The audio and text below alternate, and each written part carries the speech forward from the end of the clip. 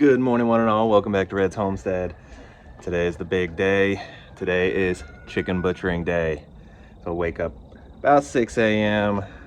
getting the kids ready because they do have school today. Still got a handful of last minute preparations. We got to fill up all the totes or the coolers and the trash can with water and get it ready to start holding some chickens with a couple bags of ice. It's actually cold today. It's about 33 degrees right now, so cold day to butcher, and a randomly cold day, this cold front. It's been usually about 50s to 60s in the mornings, but hey, it's working on our side, I suppose. So I'll probably set up some heaters as well for everybody coming in so we could stay a little warm over there. So it's still pretty early. It's still about 7 a.m. and you can see outside it's still not light. Heck, the chickens are even still asleep, but still got a lot of prep work to do. I got to get this new 4-nozzle hose spigot connected up so I can have enough hoses for everybody. It used to be okay with just 2 when it was just me and Shannon, but since we have more people here, more hands, more hoses, get things done quicker. Something we're starting to do is getting this plastic sheeting on the outsides because it's starting to drop in temperature pretty bad. I mean, 30 degrees is nothing for chickens. Heck, they'll go 20 degrees and be just fine, at least our breed. But we just like to make it a little more comfortable in there, so we just put a little plastic up. Simple and easy to do, cheap to do, and it just stops, a lot of drafts when it's cold and windy especially. Look who emerges from the shadows. Yes. You ready? For what? For today. Oh, no. I'm never ready. Yeah, neither am I. There's always those nerves in the beginning, even though we've done it a few times now. I didn't watch my refresher video. Well, go watch your refresher video. We still got a little time for sunlight. It'll be fine. It'll come back to me. It'll come back.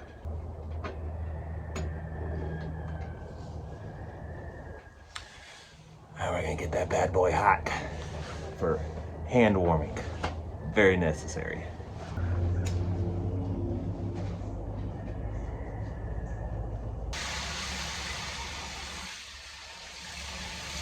So we're gonna try one thing different this time.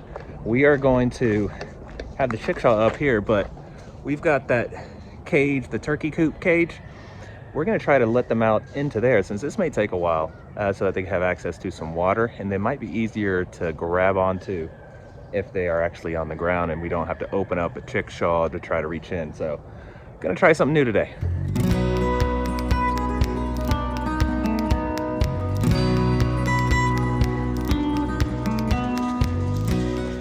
It's not heavy, but it's awkward. So we got it parked here. I'm gonna go get the chickshaw, bring it up to the door right here, and hopefully we can entice them to go inside. We'll see.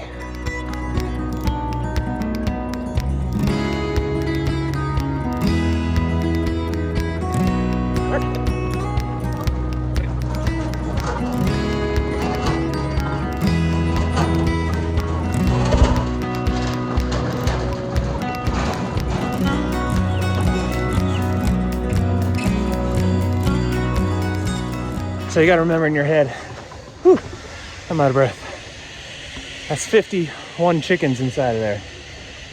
Before they're dressed and all that good stuff, they probably weigh at least 7 to 8 pounds a piece. So that's about 350 plus pounds of meat sitting inside that thing, pulling uphill. That shows that design right there. It works pretty well. So last time we just kept them in this chickshaw and just pulled them out one by one. Since there's so many this time, and it's gonna take us a lot longer, A, because there's more, but B, there's a lot of new, well, not a lot, there's a handful of newcomers that have never done this before. So it's probably gonna be a lot slower, at least in the beginning. So we're gonna be putting them in there where they could at least have access to water, just in case this takes 4 or 5 hours. We won't be feeding them. We're gonna put some food in there just to entice them to get in there, but we're not actually going to give them any food because we want their stomachs and intestines and everything empty. So hopefully this works like it's supposed to.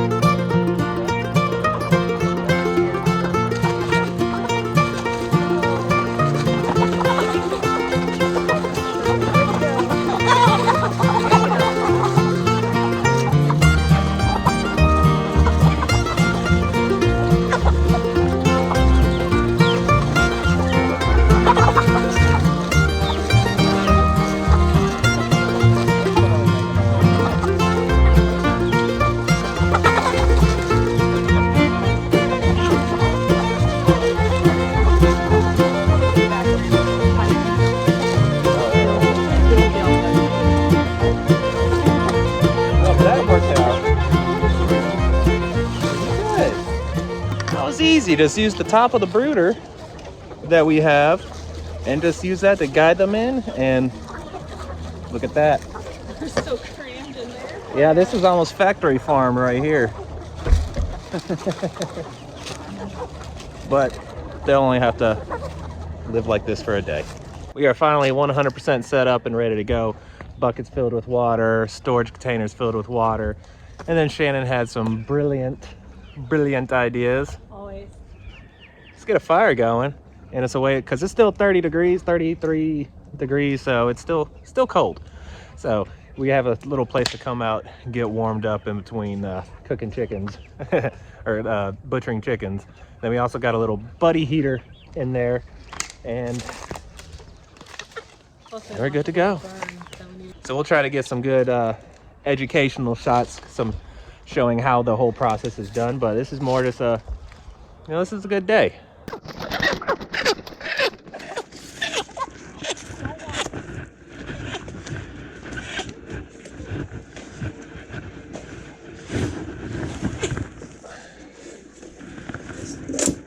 So that pretty much keeps them held in place. When you feel their head, this is their, like the beginning of their skull right here. And it can stretch out. They're actually a lot smaller, so they would have fit pretty well in the other cones, but they have enough. And what you want to do is cut right along here. Just like angle it their jaw, essentially. right under their jaw. And it's just a nice thick cut. Sure. You'd rather be harder like Dexter. than be softer. But I usually have my fingers there to hold it in place. Yep. Nice move there, dog. Yeah.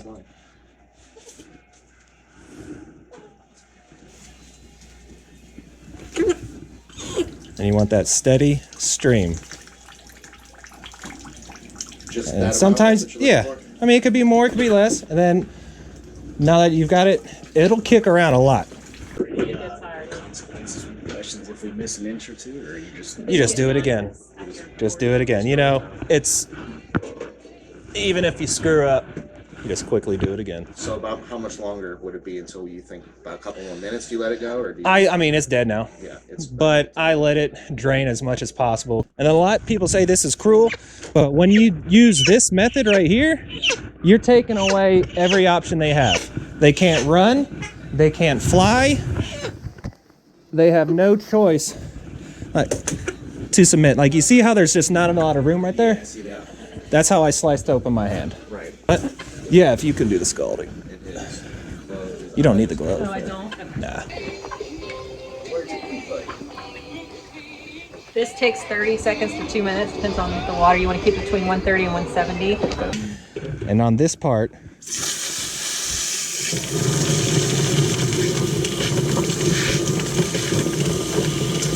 and the water keeps the feathers from just clumping up in there. And then they come out the bottom. But normally, if the feet were submerged, this would be solid white. And then you wouldn't have, these are always the last ones to come off. These are much smaller. Yeah. So I'm just cutting the neck. This is the windpipe. So you want to separate that from the head.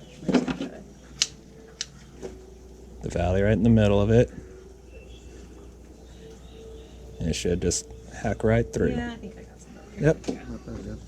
So what does that mean when you say The crop is empty because we didn't feed them. We fed them last at about noon yesterday. So there's no food. So all their food has passed through the bottom.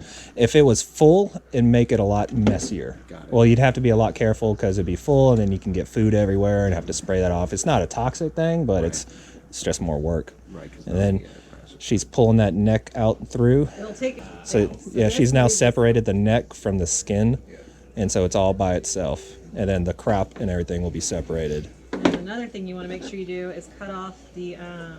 We cut the whole, or do you want to keep the tails I'm on gonna this guy? keep the tails. Okay. I'm going to cut out. What is it called? That's the oil gland. Yeah, the oil. On the back back of their tail, you see that yellowy stuff? That's their oil gland. You don't want that. You don't want that on your chicken. Got it. Then you flip them and go down to what's called the vent. You want to go as low as possible, as close to the booty as you can. Make one little slit, and then you tear it open with your hands because you want as much skin up on the top that you can leave, because that's the good stuff when you're cooking. You want that good skin, and it gives you a place to tuck the feet in. See how she's separated from there at the top? Now she's able to just pull everything out through the bottom. Oh, mostly. Mostly. I get it out some way. It might go out. And it's easier for her to do this and me to do the killing because she has small hands. Yeah, I was gonna say. You just cut a bigger hole in it if you need to. Yeah, I'm gonna keep going. Y'all just tell me when you're ready to jump in for yourself. As long as it's not the black one or the one with the pink foot. That's a nice little small one. There you go. Yep. Have a nice grip on it. Because it'll might. Oh, yep, that little latch right there. This one? Yep. Perfect.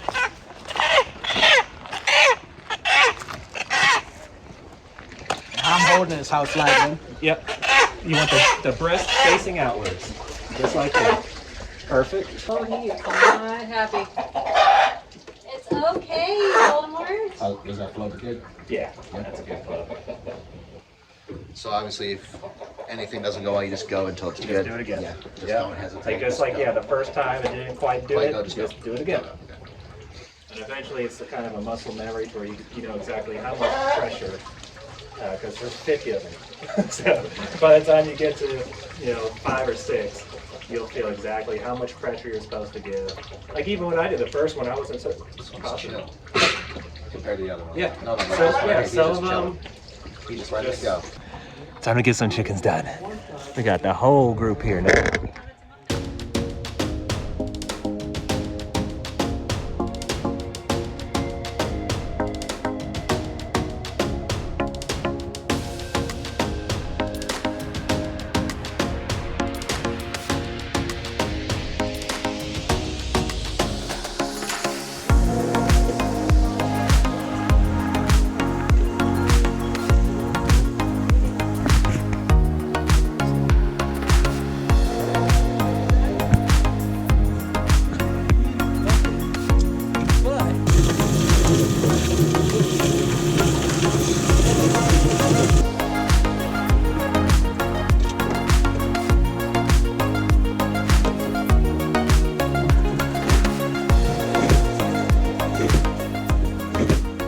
About halfway now.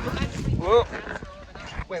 We got 2, 4, 6, 8, 10, 12, 14, 16, 18, 20, 22, 24, 26. So we got 30 left. Started with 50, so almost halfway. A few more, but we're cruising. We are cruising along. Chocolate cream She pie. said she's never had pumpkin pie before. She will have pumpkin pie. Thanksgiving. I'll make you a pumpkin pie. All right, I got you. That's David. I'm making a pumpkin pie for you. Make a pumpkin pie and we will eat it. The system is still going perfectly. We got Mr. John. He's pretty much been the evisceration man all day long. And so along with Miss Shannon trying to get warm. I think they like to do it because their hands stay warm when they're inside the chickens. Okay, now don't make it creepy. And we're talking about the commenter that our last butcher video wanted to see more videos of her butchering, which is a little awkward. But everybody's getting their hands dirty on pretty much every little step. So Did you show my save? oh yeah, so we finally saved the one. We found it, and we just separated it. It's chilling in here right now with its own water. We still have to grab the black one that's in there, but that's a little easier to determine which one that is to not grab. It looks like I got to get back to work.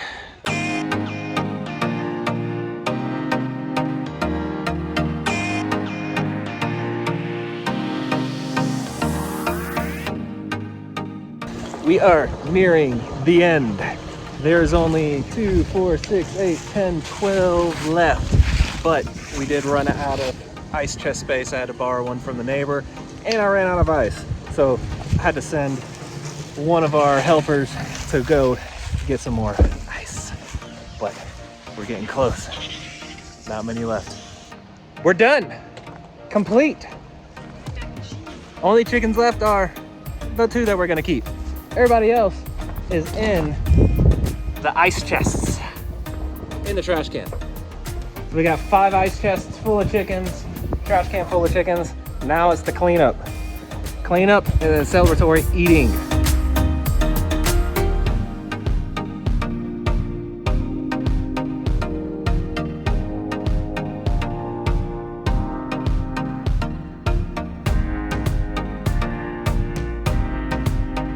I'm certainly not done cleaning up. There's a whole lot left to do, especially got to prep till tomorrow. It's getting windy too, so just letting that fire die down. But you work hard and you play hard. So what do you get to play hard with? Back straps. Got 3 of them, a little bit for everybody. Plus, look at that. See him out there? The man comes to help you butcher chickens, and now he's harvesting from your garden because you haven't been able to for a couple days because you've just been too busy. Hey man, why you working so hard? I love it. So what are we gonna do with these other 2?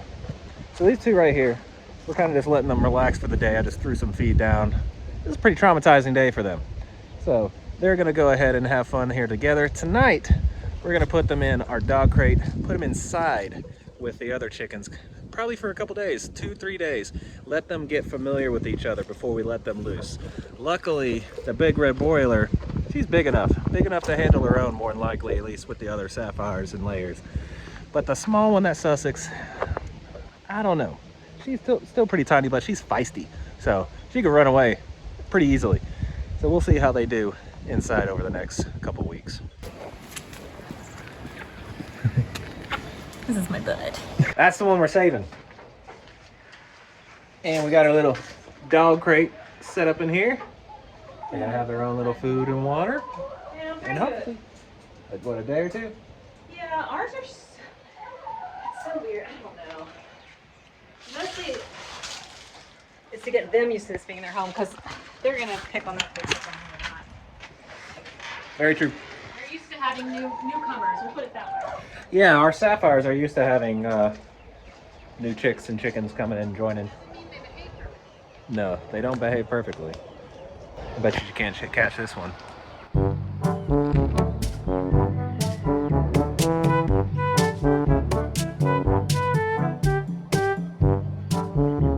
Got it. Like a champion. I should have had her catching them while we were trying to push them. Held this one since it was little because it's never wanted anything to do with me. Okay, you're not. Oh, brat. You're okay. So we're pretty much cleaned up. I got to put some things away, but when I took a pressure washer, got all the blood and guts and stuff that you don't want hanging around, got everything out. Got to wash all of that right there on that table, all the knives, the pot, because I need that tomorrow, and then all the killing cones, get those pressure washed, probably scrubbed down, table scrubbed down. Everything's going to be out here in the ice chests. It's going to be actually 30 something degrees tonight, so I'm not too worried about anything needing ice other than what's already in there. So this breed, I'm pointing to them like they're still there. No, this breed that are now in the ice chests, they were a lot smaller than the Cornish cross. I don't think we're going to get our money's worth of pound for pound. That's because we didn't processed them too early. Yeah, we processed them at 9 weeks and they're supposed to be processed at 12. It's dropping into the 30s already, so we processed early. But even if we went 12 weeks, I don't think we would get pound for pound like we would on the Cornish cross, just because of how much they're going to eat versus how much more weight they're going to put on. I'm guessing they're about 3 pounds each, 3.5 pounds on average. So on these, when being much smaller, we didn't really need to use the really big hole custom ones that I made for the Cornish cross, because Cornish cross breasts are so fat they couldn't fit through. The original cones, which are these right here, worked perfectly for these because they're not as thick and they're able to slide down so that you can get a good grip on the head. So learn something new. For these, we could actually use the original cones. Cornish cross, we got to stick with the fatter cones. We're going to see in 12 weeks what this new one weighs, the one that we kept, just to kind of see if it might be possible that we do this breed again. We will see. I kind of like the way the Cornish cross turned out versus these, but we're also going to see taste-wise and how much really money-wise are we going to be losing going with this breed. So we'll figure that out. If you want to see more detailed of step-by-step on how we butchered the chickens, I'll go back and watch the ones. I'll put a link in here on Family Butchers their chickens, and I actually have a more detailed step-by-step on how we did it. This was a good fun time with people that, 2 of them had never done it before. Man, they got their hands dirty quick. I loved it. And then one of them that came with us, he had done it quite a few times, so he jumped right in and was helping keeping us moving along, while we all just had a good time, good dinner, and now time to rest.